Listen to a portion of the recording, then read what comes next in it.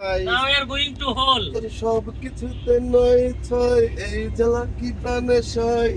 তারপর কি জানো? এমন করলে বল সখী প্রেম কেমনে হয়।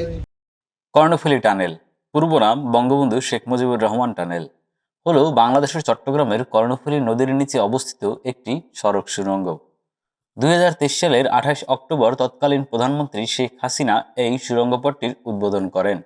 এই সুড়ঙ্গটির চট্টগ্রাম শহরের বাংলাদেশ নোবেল একাডেমির পাশ দিয়ে শুরু হয়ে নদীর দক্ষিণ পাড়ের আনোয়ারা প্রান্তের চিটাগাং ইউরিয়া ফার্টিলাইজার লিমিটেড এবং কর্ণফুলী ফার্টিলাইজার কোম্পানি লিমিটেড কারখানার মাঝামাঝি স্থান দিয়ে গিয়ে নদীর উপর প্রান্তে পৌঁছে নদীর দুই তীরের অঞ্চলকে যুক্ত করেছে।